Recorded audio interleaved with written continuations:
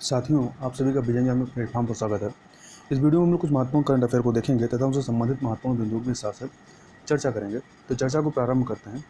सबसे पहले बात करेंगे राष्ट्रीय सांख्यिकी दिवस के बारे में या नेशनल स्टैटिस्टिक्स डे के संबंध में। तो रोज़मर्रा के जीवन में सांख्यिकी के उपयोग को लोकप्रिय बनाने के लिए भारत सरकार जो है प्रत्येक वर्ष 29 जून को राष्ट्रीय सांख्यिकी दिवस अर्थात नेशनल स्टैटिस्टिक्स डे मनाती है। तो याद रखिएगा किस तारीख को मनाती है, 29 जून को मनाती है।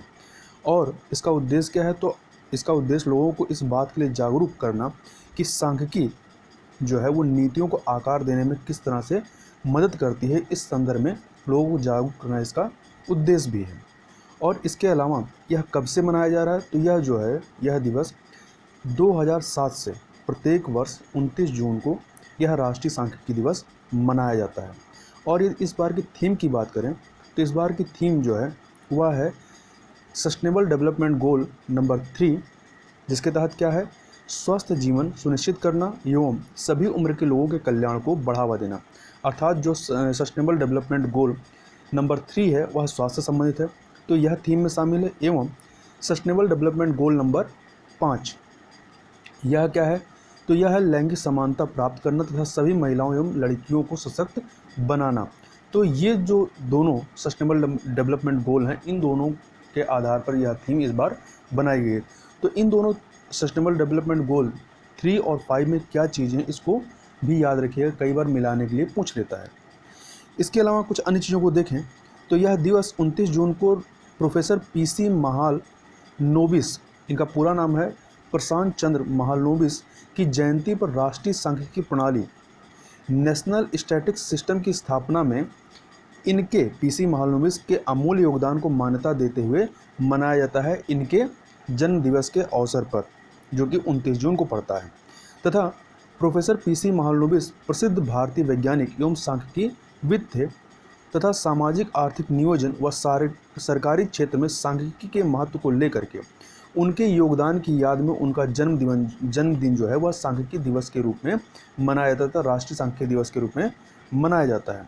और वर्ष 2019 में सांख्यिकी एवं कार्यक्रम कार्यान्वयन मंत्रालय ने केंद्र सरकार, राज्य सरकारों एवं संस्थानों में आधिकारिक सांख्यिकविदों के असाधारण योगदान के सम्मान में प्रोफेसर PC महालनोबिस राष्ट्रीय आधिकारिक सांख्यिकी पुरस्कार, या कह सकते हैं professor Mahalanobis national award in official statistics नाम से पुरस्कार देना प्रारंभ किया या इसकी घोषणा की।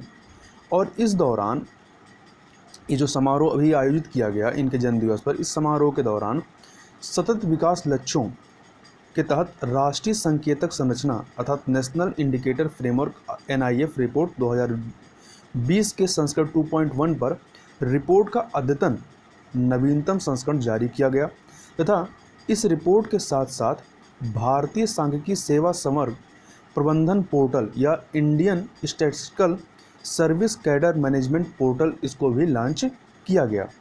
अब कुछ अन्य तथ्यों को भी इससे संबंधित देख लेते हैं जिनसे परीक्षा में प्रश्न बनता है और आगे भी बन सकता है। जैसे पहला है कि राष्ट्रीय आय की माप या गणना किसके द्वारा की जाती है? तो यह केंद्रीय सांख्यिकी संगठन CSO के द्वारा की जाती है, पूछा हुआ प्रश्न है।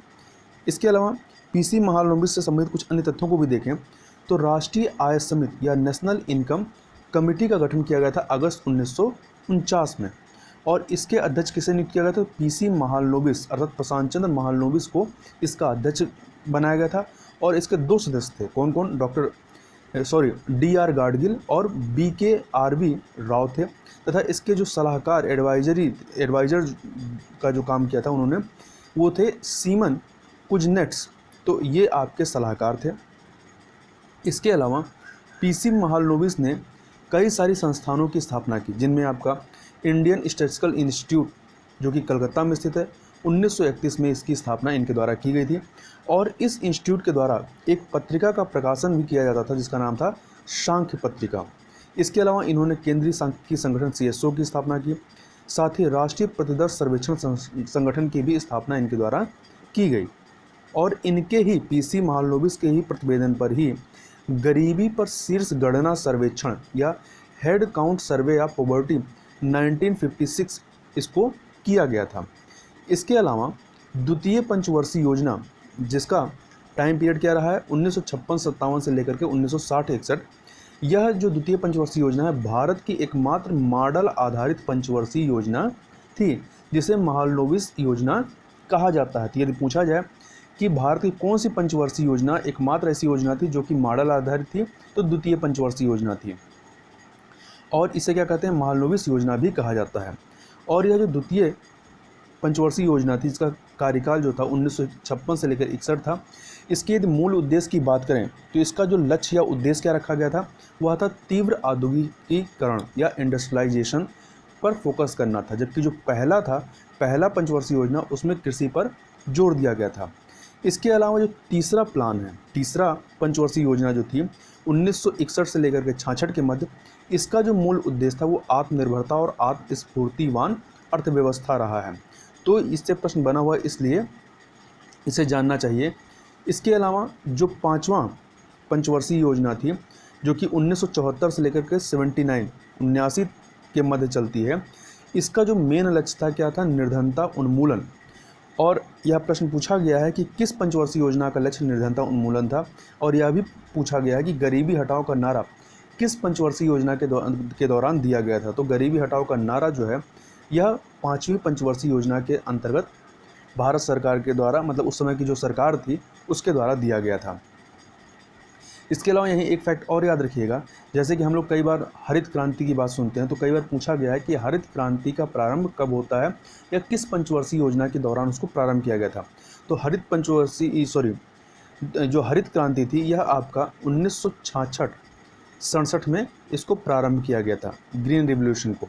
और यह 1966-67 कब आएगा, ये जो तीसरी पंचवर्षीय योजना है, तो इस तीसरी पंचवर्षीय योजना में इसको प्रारंभ किया गया था। कुछ अन्य चीज़ों को देखें इसी में, तथा यहाँ पर एक फैक्ट और याद रखिएगा कि राष्ट्रीय आय की गणना के पिता या जो जनक किसे माना जाता है, तो वो है दादा भाई नौरोजी, और इन्होंने इसकी गणना कब की थी, 1868 में की थी। परंतु इन्होंने केवल प्राकलन किया था, मतलब इनके जो गणना थी उसको सरकारी रूप से स्वीकार नहीं किया गया था। परंतु याद रखिए, पूछा जाए कि राष्ट्रीय आय की गणना के पिता या जनक किसे माना जाता है, तो दादा भाई नौरोजी को माना जाता है। अब आगे चलते हैं। अगला है HAM रेडियो, जिसको एमेच्योर रेडियो भी कहा जाता है। यह एक लोकप्रिय शौक एवं सेवा है जो लोगों तथा इलेक्ट्रॉनिक्स एवं संचार को एक मंच पर साथ लाता है। तथा यह जो HAM रेडियो है यह रियल टाइम संचार नेटवर्क अर्थात रियल टाइम कम्युनिकेशन नेटवर्क है, और यह पुलिस एवं नागरिक अधिकारियों द्वारा उपयोग किया जाने वाला वायरलेस संचार की तरह होता है। जो वॉकी टॉकी इस्तेमाल करते हैं पुलिस वाले, उसी की तरह है, और यह त्वरित रूप से कार्य करने वाली पारदर्शी प्रणाली है। तथा इसकी खासियत क्या है कि यह इंटरनेट या सेलफोन के बिना इससे संबंधित लोग जो हैं पूरे शहर में या यहाँ तक कि अंतरिक्ष में भी बात करने के लिए इस HAM एमेच्योर रेडियो का उपयोग करते हैं। इसके अलावा यह जो एमेच्योर रेडियो यह सामाजिक, शैक्षिक तथा लोगों के मनोरंजन से संबंधित है, और ज़रूरत के समय यह लोगों के जीवन के लिए उपयोगी भी हो सकता है। मतलब सूचनाओं का आदान प्रदान करने के लिए आपातकाल के समय में भी या आपात परिस्थितियों के समय में भी इसका इस्तेमाल किया जा सकता है राहत बचाव के लिए। इसके अलावा इस रेडियो स्टेशन को कहीं पर भी स्थापित किया जा सकता है, चाहे घर हो, मैदान हो, क्लब हो, या कहीं पर भी इसको आराम से स्थापित किया जा सकता है। इसके अलावा यह जो चर्चा में क्यों आया था, तो यह जो एमेच्योर रेडियो या संयुक्त राज्य अमेरिका की ABC टेलीविज़न श्रृंखला लास्ट मैन स्टैंडिंग में टिम एलन द्वारा अभिनीत कहानी का हिस्सा है। आगे चलते हैं, आगे बात करते हैं एंथ्रोपॉज कॉल के बारे में, या एंथ्रोपॉज एज के संबंध में। तो यह जो टॉपिक है यह आपका जो GS का प्रश्न पत्र नंबर 3 है मेंस का, उसके अंतर्गत पर्यावरण प्रभाव आकलन आता है, उसके अंतर्गत यह कवर हो जाएगा। अब कॉन्टेक्स्ट देख लेते हैं कि यह कॉन्टेक्स्ट है क्या। तो हाल ही में इंग्लैंड के शोधकर्ताओं ने कोविड-19 से प्रेरित लॉकडाउन अवधि का उल्लेख करने के लिए एक शब्द एंथ्रोपॉज गढ़ा है, और वे अन्य प्रजातियों पर इस अवधि के प्रभाव का आकलन करेंगे कि इस लॉकडाउन के दौरान जो विभिन्न प्रजातियां रही हैं मानव के अलावा, उन पर इसका क्या प्रभाव पड़ा है। तो यदि एंथ्रोपॉज की बात करें तो एंथ्रोपॉज जो है यह दो शब्दों, पहला है एंथ्रोपो, एंथ्रोपो का मतलब होता है मनुष्य से संबंधित, और पॉज का मतलब होता है ठहराव। इन दोनों शब्दों से मिलकर के बना हुआ है, मतलब मनुष्य से संबंधित जो ठहराव है उसके बारे में यह बात कर रहा है। यह कोविड-19 से प्रेरित लॉकडाउन अवधि के लिए अधिक सटीक शब्द है, जिसे ग्रेट पॉज के रूप में भी संदर्भित किया जा रहा है।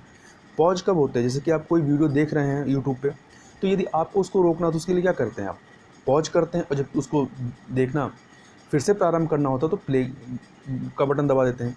तो यही पॉज क्या है, ये जो लॉकडाउन रहा है कोविड-19 की वजह से, यह हम सभी की लाइफ में क्या हुआ, एक पॉज बटन की तरीके से था। तो यही कहा गया कि इसे ग्रेट पॉज के रूप में भी संदर्भित किया जा रहा है। और यह विशेष रूप से आधुनिक मानव गतिविधियों के लिए वैश्विक ठहराव, विशेष रूप से यात्रा को संदर्भित करता है, क्योंकि इस दौरान क्या हुआ कि बहुत सारी गतिविधियों को, जैसे आर्थिक गतिविधियों को, यहाँ तक कि जो यात्रा थी, यात्रा पे तो पूरी तरीके से प्रतिबंध लगा दिया गया, मतलब उसको पूरी तरीके से रोक दिया गया। तो एक प्रकार से क्या है, यहाँ पर पॉज की दशा आती है। तथा अब बात कर लेते हैं लॉकडाउन अवधि में लगाए गए प्रतिबंधों के कारण जो असामान्य पशु व्यवहार दिखाई पड़ा है, जो मतलब सामान्य परिस्थितियों में नहीं दिखाई पड़ता था, उसके बारे में। तो लॉकडाउन के दौरान कई स्थानों पर वन्य जीवों में असामान्य व्यवहार की प्रवृत्ति देखी गई, जैसे चिली के सेंटियागो में प्यूमा, तेल अवीव अर्थात इजराइल के शहरी पार्कों में दिन के समय सियार का दिखना, इटली के पास शांत जल में, जहाँ पहले नाव वगैरह रहती थी या बड़ी बड़ी शिप आती थी, वहाँ शांत जल में डॉल्फिन को देखना, तथा थाईलैंड की सड़कों पर बंदरों की लड़ाई को देखना। तो ये पहले जो थी, पहले इस प्रकार का व्यवहार नहीं दिखाई पड़ता था। तो एक प्रकार से यह क्या है, यह असामान्य व्यवहार था जो लॉकडाउन के दौरान यह विभिन्न स्थानों पर घटित हुई। क्यों? क्योंकि मनुष्यों की जो क्रियाकलाप थे वो काफ़ी हद तक बंद थे। अब बात कर लेते हैं इस अवधि के, जो अवधि का अध्ययन किया जा रहा है, उस अध्ययन का रीजन क्या है, क्यों किया जा रहा है। तो लॉकडाउन के परिणाम स्वरूप प्रकृति में अभूतपूर्व परिवर्तन हुए हैं, विशेषकर शहरी वातावरण में अब अधिक जानवर देखे जा रहे हैं, तथा साथ ही कुछ अप्रत्याशित जीव भी देखे गए हैं शहरों में, जो कि पहले कभी शहरों में नहीं देखे गए थे, वैसे जीव भी शहरों में देखे गए। वहीं दूसरी ओर कुछ जीवों के लिए लॉकडाउन ने स्थितियों को और जटिल तथा चुनौतीपूर्ण बना दिया। उदाहरण के लिए शहरी आवास वाले जीव जंतु, जैसे कि आपके चूहे हैं, कुत्ते हैं, बंदर हैं, या जो गाय भैंस वगैरह हैं, तो इत्यादि जो मनुष्यों द्वारा प्रदान किए गए भोजन पर निर्भर होते हैं, लॉकडाउन ने उनका जीवन अधिक कठिन एवं चुनौतीपूर्ण बना दिया, क्योंकि उन्हें पर्याप्त मात्रा में भोजन नहीं मिल पा रहा था। शोधकर्ताओं का मानना है कि 21वीं सदी में इस लॉकडाउन अवधि का अध्ययन जो है वो मानव वन्य जीवों संबंधों के लिए एक मूल्यवान अंतर्दृष्टि प्रदान करेगा। मतलब इस समय किस प्रकार की इनके बीच जो संबंध रहे हैं और किस प्रकार के संबंध होने चाहिए। इसके अलावा यह जो अध्ययन है, यह वैश्विक जैव विविधता के संरक्षण, पारिस्थितिकी तंत्र की अखंडता अर्थात इंटीग्रिटी ऑफ इकोसिस्टम बनाए रखने तथा वैश्विक स्तर पर जूनोसिस रोग एवं पर्यावरणीय परिवर्तनों की भविष्यवाणी करने में भी उपयोगी हो सकता है। अब हमने यहाँ पे एक वर्ड का इस्तेमाल किया, जूनोसिस रोग। तो थोड़ा सा देख लेते हैं जूनोसिस रोग किसे कहते हैं। तो जूनोसिस रोग क्या होता है? ये जानवरों से मनुष्यों को होने वाली बीमारियों को क्या कहते हैं? जूनोसिस रोग कहते हैं। यदि पूछा जाए कि जूनोसिस रोग क्या होता है, तो जानवरों से मनुष्यों को होने वाली बीमारी को जूनोसिस रोग कहा जाता है। तथा जैसे कि तपेदिक है, रेबीज है, तपेदिक मतलब टीबी, ट्यूबरकुलोसिस, रेबीज है, टोक्सोप्लाज्मोसिस है, मलेरिया जैसी बीमारियां क्या हैं, जानवरों से मनुष्यों में फैलती हैं। जैसे कि मलेरिया क्या है, जो मादा एनोफिलीज मच्छर होता है उसके द्वारा फैलती हैं। कुछ प्रमुख जूनोज रोगों के बारे में हम थोड़ा सा देख लेते हैं, मतलब उनके नामों को देख लेते हैं। जैसे इबोला है, यह वायरस से होता है, तो यह भी जीव से मतलब जानवरों से मनुष्य में आता है। जीका वायरस, यह भी वायरस से होने वाला है, यह एडीज मच्छर के काटने से होता है।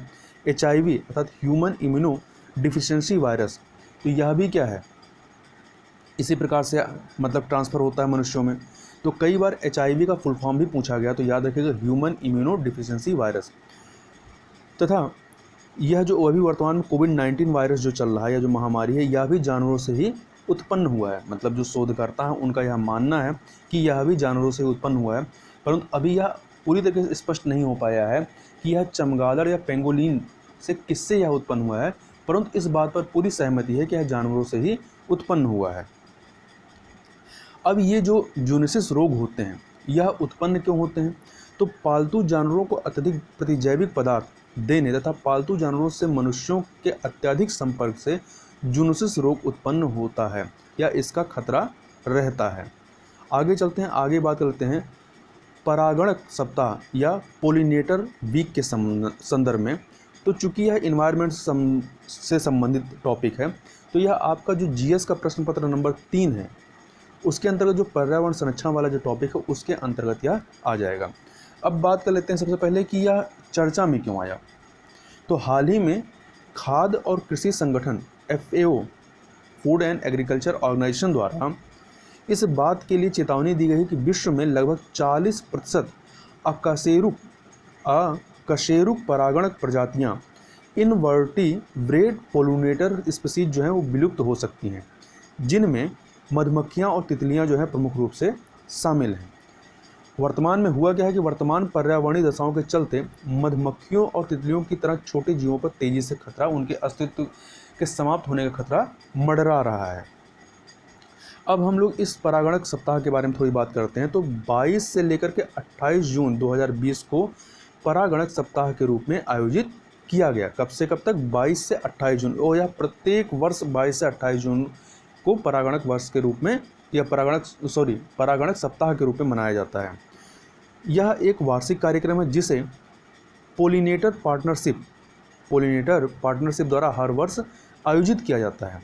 और परागणक सप्ताह जो है 22 से 28 जून जो चलता है, इसकी शुरुआत गैर लाभकारी पोलिनेटर पार्टनरशिप तथा यूनाइटेड स्टेट्स सीनेट द्वारा वर्ष 2007 में शुरू की गई थी। तब से यह प्रत्येक वर्ष इसको आयोजित किया जाता है। अब थोड़ी सी हम लोग परागणकों के बारे में बात कर लेते हैं कि परागणक कौन कौन से होते हैं। तो परागणकों की 2 श्रेणियां हैं। कौन कौन सी? एक अकशेरुकी अर्थात इनवर्टिब्रेट्स, जिनके सबसे ज़्यादा समाप्त होने का खतरा है। दूसरा है कशेरुक अर्थात वर्टिब्रेट्स। तो जो अकशेरुकी परागणक में है इनमें कौन शामिल है? इसमें मधुमक्खियाँ हैं, पतंगे हैं, मक्खियाँ हैं, तलैया हैं, भृंग तथा तितलियाँ इत्यादि इसके अंतर्गत आती हैं। जबकि जो कशेरुक परागणक होते हैं इनमें बंदर हैं, कृंदक हैं, गिलहरी हैं तथा पक्षी इत्यादि शामिल हैं। अब हम यहाँ थोड़ा बात करते हैं जो परागणक हैं। इन परागणकों अर्थात जो पोलिनेटर हैं, इनकी प्रजाति, जो पोलिनेशन का कार्य करने वाली प्रजातियां हैं, इनकी प्रजाति में गिरावट के प्रमुख कारण क्या हैं? क्यों इनके अस्तित्व पर खतरा मंडरा रहा है? तो कुछ कारण हैं, उनको देख लेते हैं। पहला है परागणकों की संख्या में गिरावट के कई कारण हैं, उनमें से अधिकांश मानव गतिविधियों में बढ़ोतरी का परिणाम है। तो एक बहुत बड़ा रीजन तो मानव की जो क्रियाकलाप है, जिनकी गतिविधियाँ हैं, वह भी इनके अस्तित्व के लिए खतरा पैदा कर रहे हैं। दूसरा, भूमि उपयोग परिवर्तन एवं विखंडन। तीसरा, रासायनिक कीटनाशकों, फफूंदनाशकों और कीटनाशकों के उपयोग सहित कृषि विधियों में परिवर्तन का होना।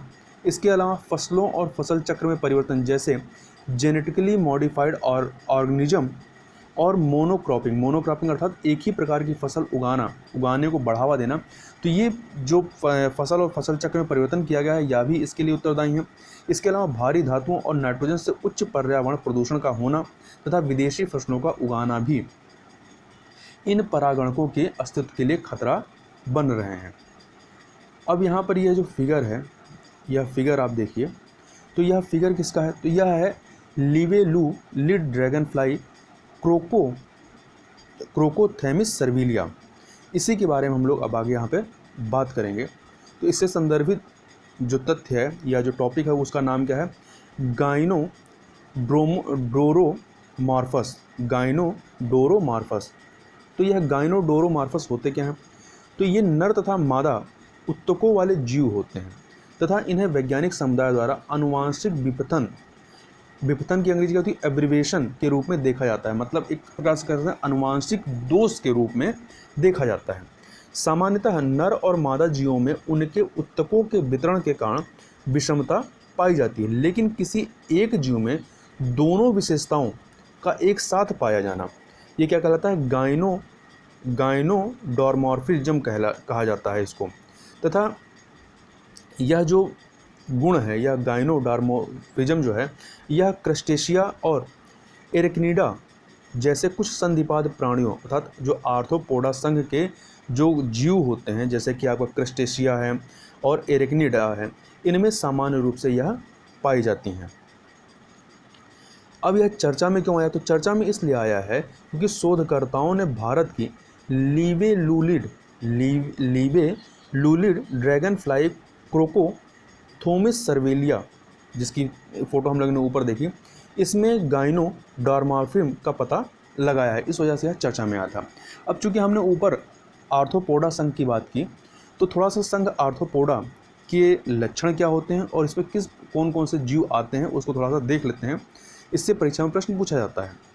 तो जो संघ आर्थ्रोपोडा के जो जीव होते हैं, इनका शरीर 3 भागों में विभक्त होता है। किसमें? सिर, वक्ष एवं उदर में। इसके अलावा इनके पाद जो होते हैं वो संधियुक्त होते हैं तथा रुधिर परिसंचारी तंत्र जो होते हैं वो खुले प्रकार का होता है। इसके अलावा इनकी देह गुहा जो होती है उसे क्या कहते हैं? हीमोसील कहा जाता है। इनकी देह गुहा को हीमोसील कहा जाता है। इसके अलावा इनमें ट्रेकिया, गिल्स, बुक, लंग्स, सामान्य सतह जो हैं ये आदि श्वसन अंग के रूप में कार्य करती है। मतलब इनके माध्यम से इनके द्वारा श्वसन किया जाता है। और यह जो ये जो जीव होते हैं इसके अंतर्गत जो आते हैं, यह प्रायः एक लिंगी होते हैं। जैसे कि मनुष्य भी क्या है? एक लिंगी है। और इनमें निषेचन जो होता है वो शरीर के अंदर होता है। जैसे मछलियों में क्या होता है? कुछ मछलियों में जो निषेचन होता है वो शरीर के बाहर होता है। अब इसके अंतर्गत आने वाले जो जीव हैं उनके कुछ उदाहरण देख लें। जैसे कि तिलचट्टा है, झींगा मछली है, केकड़ा है, खटमल है, मच्छर है, मधुमक्खी है, टिड्डी है। ये सब इसके आर्थ्रोपोडा जो संघ होता है उसके अंतर्गत आते हैं। तो याद रखिएगा, जैसे कि अभी टिड्डियों का काफ़ी प्रकोप चल रहा था, तो पूछा जा सकता है कि टिड्डी जो हैं वह किस संघ से संबंधित जीव हैं। तो ये आर्थ्रोपोडा में आती हैं। इसके अलावा कुछ अन्य फैक्ट को भी याद रखिएगा। जो कीट होते हैं, कीटों में 6 पाद होते हैं, वह 4 पंख होते हैं। तो कई बार ऐसा भी पूछ लेता है। इसके अलावा जो काकरोच होता है उसके हृदय में 13 कक्ष होते हैं। कितने होते हैं? 13 चैम्बर्स होते हैं। इसके अलावा जो चींटी और दीमक जो होते हैं ये दोनों ही क्या होते हैं? सामाजिक जंतु होते हैं। और दीमक जो है यह कीट के अंतर्गत आता है। इसके अलावा एक फैक्ट और याद रखिएगा कि जो एक कोशिकीय प्राणी होते हैं ये एक ही संघ के अंतर्गत रखे जाते हैं। कौन संघ में? जो प्रोटोजोआ संघ होता है। तो इसके अंतर्गत आने वाले जितने भी जीव होते हैं वो क्या होते हैं? एक कोशिकीय प्राणी होते हैं। तो इस फैक्ट को याद रखिएगा। जबकि जो बहुकोशिकीय प्राणी होते हैं उनके लिए 9 संघों को बनाया गया है। ठीक है। अब आगे चलते हैं, आगे बात करते हैं नशा मुक्त भारत वार्षिक कार्य योजना 2020-21 के संदर्भ में। तो यह जो टॉपिक है यह आपके जीएस के प्रश्न पत्र नंबर 2 के स्वास्थ्य संबंधी विषय से, क्योंकि यह नशा मुक्त भारत अर्थात स्वास्थ्य संबंधी है तो स्वास्थ्य संबंधी विषय के अंतर्गत यह कवर हो जाएगा।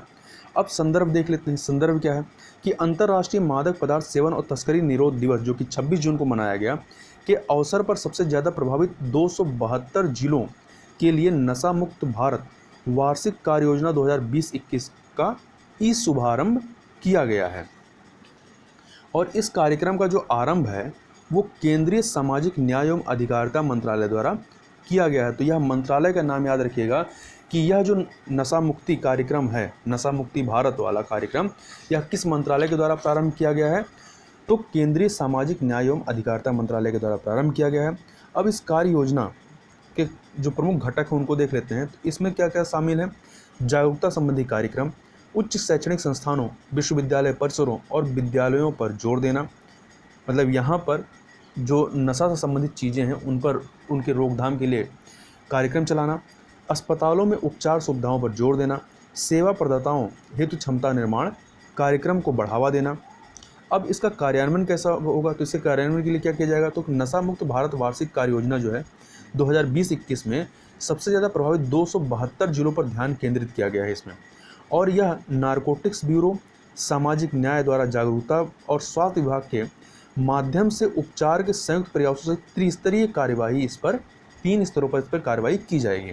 इसके अलावा इस योजना के तहत नशा मुक्ति केंद्रों की स्थापना की जाएगी तथा नशीले पदार्थों के दुष्प्रभावों के बारे में बच्चों और युवाओं को जागरूक करना, सामुदायिक भागीदारी और जन सहयोग बढ़ाना, साथ ही एकीकृत नशा मुक्ति केंद्रों अर्थात integrated rehabilitation centre for addicts IRCAS की स्थापना की जाएगी। इसके अलावा सरकारी अस्पतालों को नशा मुक्ति केंद्र खोलने के लिए सहायता प्रदान की जाएगी और भागीदारों के लिए प्रशिक्षण कार्यक्रमों का आयोजन किया जाएगा। कुछ अन्य फैक्ट की बात करें तो नारकोटिक्स कंट्रोल ब्यूरो NCB द्वारा सबसे प्रभावित 272 जिलों की पहचान की गई है, जिनमें से अधिकतर जो जिले कहाँ से संबंधित हैं, ये आपके पंजाब, हरियाणा, दिल्ली, उत्तर प्रदेश और पूर्वोत्तर राज्यों के हैं। तो यहाँ ध्यान रखिएगा पहली चीज़ कि यह कार्यक्रम पूरे भारत में नहीं बल्कि चुनिंदा जिलों के अंतर्गत चलाई जा रही है। कितने जिलों के अंतर्गत? 272। इसमें सर्वाधिक जो यदि देखें जो शामिल हैं, पंजाब के जो 22 जिले हैं, इनमें से इसके 18 जिले इस कार्यक्रम के तहत शामिल किए गए हैं, जबकि हरियाणा के 22 जिलों में से 10 जिलों को इसके अंतर्गत शामिल किया गया है।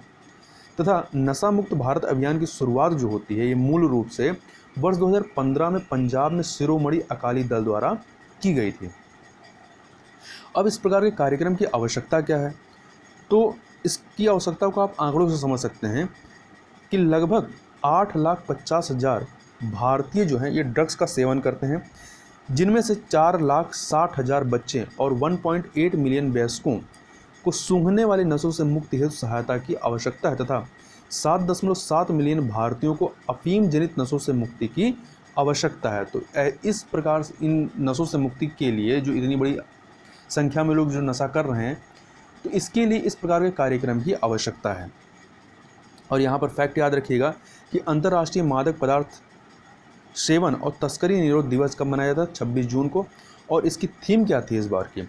तो बेहतर देखभाल के लिए बेहतर ज्ञान, या इंग्लिश में कहें तो better knowledge for better care. तो यह थीम याद रखिएगा।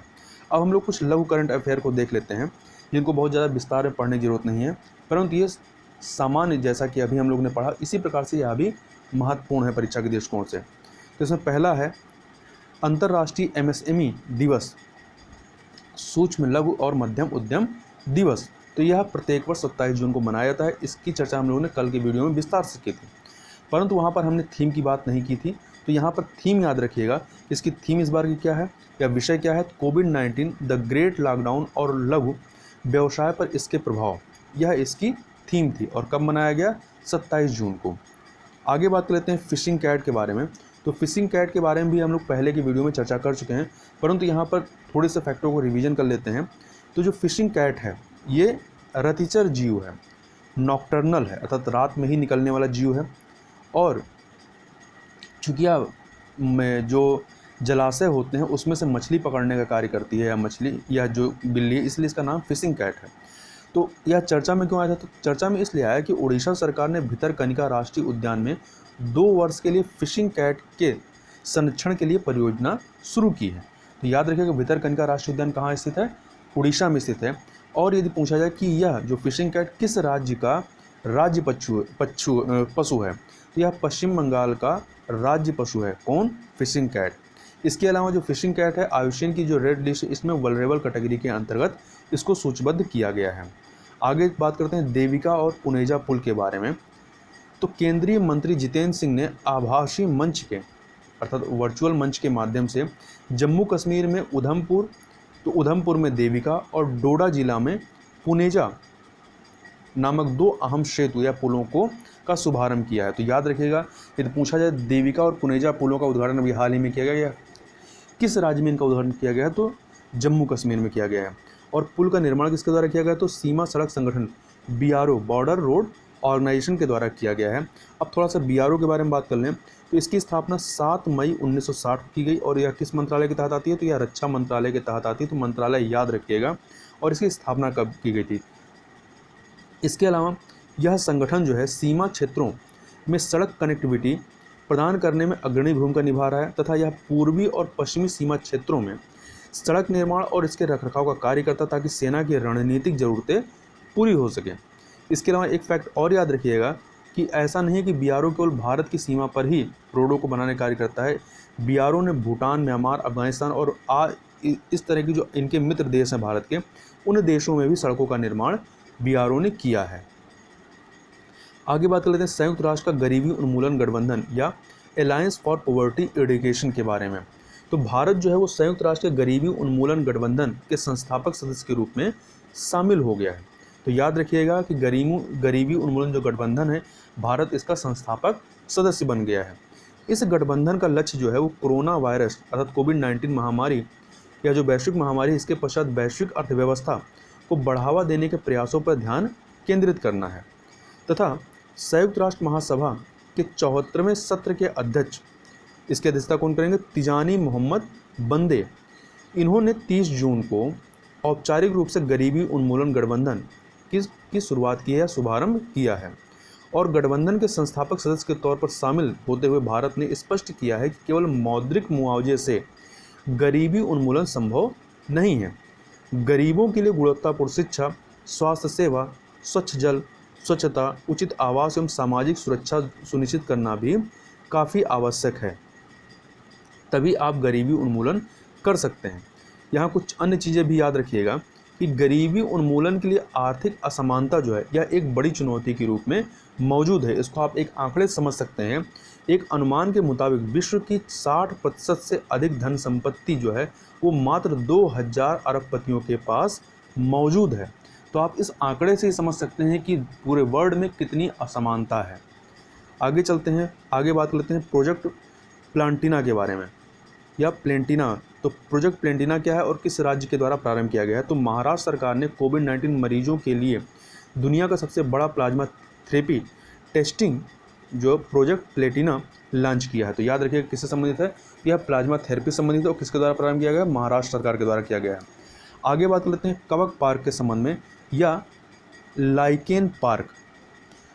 तो उत्तराखंड के वन विभाग ने पिथौरागढ़ जिले में कुमाऊं के मुनस्यारी में भारत का पहला कवक पार्क या लाइकेन पार्क विकसित किया है। तो याद रखिए कहाँ पर? उत्तराखंड में विकसित किया गया है। और उत्तराखंड में भी कहाँ? पिथौरागढ़ जिले के कुमाऊं के मुनस्यारी में। जो लाइकेन होता है यह हिमालय में 5000 मीटर तक की ऊंचाई पर उगने वाली एक महत्वपूर्ण प्रजातियों में से एक है। और ये जो लाइकेन होते हैं ये प्रदूषण स्तर के सबसे अच्छे जैव इंडाइटर अर्थात उसको इंगित करने वाले कि यहाँ पर प्रदूषण की मात्रा किस प्रकार की है, इसके लिए ये जाने जाते हैं और माने जाते हैं। और मेनली जो लाइकेन होते हैं ये वायु प्रदूषण को मापने का कार्य करते हैं, मतलब इसके लिए इंडिकेशन देते हैं कि यदि कहीं पर वायु प्रदूषण ज़्यादा है तो वहाँ पर लाइकेन जो है वो नहीं उगेगा। तथा लाइकेन के बारे में याद रखिएगा कि लाइकेन जो है यह एक द्वैध पादप है, मतलब इसमें 2 पादप शामिल हैं लाइकेन में। कौन कौन सा? सबक, शैवाल और कवक शामिल है। तो यह चीज़ प्रश्न पूछा गया है कि लाइकेन में कौन से जो द्वैध पादप है कौन कौन शामिल है? तो शैवाल और कवक शामिल है। तथा यदि इसके उपयोग की बात करें लाइकेन के, तो इसका उपयोग भोजन, इत्र, रंजक और पारंपरिक दवाओं इत्यादि में किया जाता है। तो इस प्रकार से यहाँ पर हम लोगों ने कुछ महत्वपूर्ण करंट अफेयर को देखा। तो इस वीडियो में बस इतना ही, मिलते हैं नेक्स्ट वीडियो में, तब तक के लिए बहुत बहुत धन्यवाद।